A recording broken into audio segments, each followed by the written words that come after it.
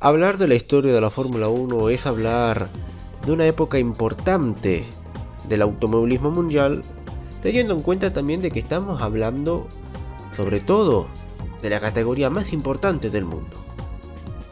Eso sí, el primer gran premio de la Fórmula 1 es bien sabido de que es el Gran Premio de Gran Bretaña de 1950.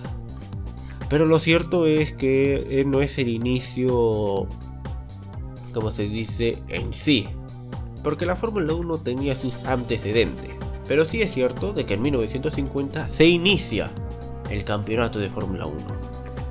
Hay que ir un poco más atrás en el tiempo, específicamente hablando, 1894, años en donde se hizo la primera carrera de auto, la París-Roubaix. Eso sí, al principio, vamos a decir la verdad, al principio no se hacían en circuitos cerrados, se hacían en la ruta y con un formato de rally o punto a punto, como se dice. 6 años después se crea la Copa Gordon Bennett, el primer evento automovilístico, lo cual permitía el impulso de las marcas a tener que mejorar no solamente sus autos, sino que también tenía un reglamento específico. Obviamente que había otros reglamentos más, pero este es el más específico de todos, y por la cual se caracterizó el hecho de que cada país que se presentara en la Copa Gordon Bennett u organismo rector de su dicho país podía solamente ingresar 3 autos. Además de eso, cabe decir también de que en 1904 se crea otro evento automovilístico de carácter internacional, cosa que se me olvidó decir sobre la Copa Gordon Bennett. En 1904, volviendo al tema, se crea la Copa Vanderbilt en Long Island, Estados Unidos. Pero vamos a lo más importante de todo, 1906. Sí, fecha importante para el automovilismo y la F1. En Le Mans, sí, en Le Mans se organizó el primer Gran Premio de la historia. Por algo el Gran Premio de 1906, que se hizo en Francia, se lo considera como la génesis de la Fórmula 1.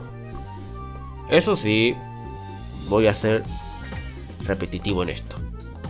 Y voy a ser muy específico también. El circuito que se utilizó en Le Mans, que no es el circuito del azar, como se nos viene a la mente, en realidad era un circuito semitriangular de 105 kilómetros de recorrido. Estuvieron presentes 32 participantes, que a su vez representaban a 12 marcas diferentes. Eso sí, sabiendo la época donde se hizo eso, no iba a ser tan largo. Bueno, a ver, largo sí, porque en sí era 6 vueltas en un circuito de 105 kilómetros. Y adivinen qué, tardaban aproximadamente 1 hora en poder completar cada vuelta. A pesar de todo eso, el primer ganador de este primer gran premio fue el húngaro Ferenc Sís, al mando de un Renault. Otra de las cosas en la cual se caracterizó estos primeros años es el hecho de que no había un reglamento unificado. Cada país tenía su propio reglamento. Y además de eso, durante estos primeros años del siglo XX, se dio la creación de los primeros autódromos, como por ejemplo Brookland en Inglaterra en 1907, Indianápolis en 1909, que pudo albergar su primera edición de las 500 millas de Indianápolis en 1911, y 10 años después de la primera carrera de Indianápolis, Monza en 1921, que dicho sea de paso sería el circuito en donde la carrera se volvió a llamar Gran Premio. Eso sí, teniendo en cuenta la época donde estamos, la Primera Guerra Mundial estalló en 1914, por lo cual ese fue el primer periodo en donde el automovilismo en Europa se para. Y no se volvería a reanudar hasta recién en los años 20, en donde sería la época en donde se consolida y empieza a ganar popularidad. Y ese sería el momento en donde, vamos a decirlo, nace la época más dorada de aquellos años, de los años 20 y 30. La Fórmula Libre. ¿Y qué es la Fórmula Libre? Exactamente, justamente como dice la palabra. Era un reglamento que no tenía límites a lo que se refería en lo que es la mecánica, la forma del auto. Cada uno le daba rienda suelta a su imaginación. Lo único que había que completar solamente y había que cumplir era el hecho del reglamento del peso. Era lo único, pero después no existía límite de capacidad, ni de motores, ni de nada. Por eso se lo llamaba Fórmula Libre. Hasta 1925 no existía un campeonato. Y no sería en ese año en donde la AIACR, la pre-FIA, lo que sería la actual FIA, creaba el primer campeonato mundial. El campeonato mundial de fabricantes. Su paso efímero de ese campeonato tuvo solamente a 3 ganadores: Alfa Romeo en 1925, Bugatti en 1926 y Delage en 1927. Lo curioso de todo esto es de que el campeonato, según los registros, dice que se hizo hasta 1931, pero con la particularidad de que no se otorgó el premio a campeón o el título del campeón durante 1928 hasta 1931, debido a la falta de carrera y el interés de las marcas por competir.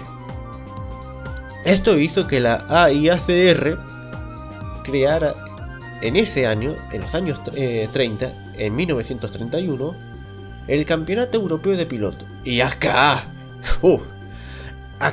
es un momento culmine de la Fórmula Libre. Y es que, ¿cómo te lo puedo explicar? Fue la época en donde los alemanes arrasaban con todo. No había forma de vencerlo. Y su dominio fue desde 1933 hasta 1938, con grandes pilotos. Y encima alemanes. Rudolf Caracciola por parte de Mercedes y Bernd Rosenmeier por Auto Union, que dicho sea de paso, fueron las marcas que realmente ganaron estos campeonatos desde 1937 hasta 1938. Solamente los italianos Ferdinando Minoia y Tazio Nuvolari fueron los que plantaron cara a los alemanes, ganando los primeros 2 campeonatos, el de 1931 y el de 1932 respectivamente, con Alfa Romeo. Eso sí, cabe recalcar que el gobierno alemán de aquel entonces puso bastante dinero. ¿Para qué? Justamente para una cuestión nacionalista, y es demostrar la capacidad alemana de lo que son capaces de hacer con los autos de carrera. Y si se ponen a pensar, los autos que crearon los alemanes en ese entonces, hasta incluso para batir los récords de velocidad, eran impresionantes.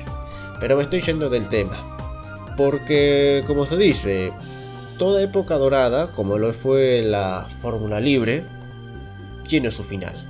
Es cierto de que también habían otros grandes pilotos. Ya mencionamos a Rudolf Caracciola, Bernd Rosenmeier, Tazio Nuvolari, pilotos grandes de aquel entonces, pero también otros pilotos como el monegasco Loïs Chiron, y entre otros más, porque la verdad, hablar de todo ello sería extender demasiado el video. También tuvieron su paso histórico por la Fórmula Libre, y algunos de ellos llegaron a estar después en la Fórmula 1. Pero lamentablemente todo esto termina, toda esa fiesta de la Fórmula Libre termina en 1939 con el estallido de la Segunda Guerra Mundial. El último gran premio fue el de Belgrado, y curiosamente fue a tan solo 2 días después de la invasión a Polonia. A pesar de todo esto, al término de la Segunda Guerra Mundial en 1946 se vuelve a reanudar toda la actividad automovilística. A nivel mundial, vamos a decir la verdad. Pero para lo que es la historia de la Fórmula 1, empieza lo que vendría a ser la época de las temporadas internacionales. El último paso antes del campeonato de la Fórmula 1 tal y como la conocemos. Pero eso es para otro capítulo sobre la historia de la F1.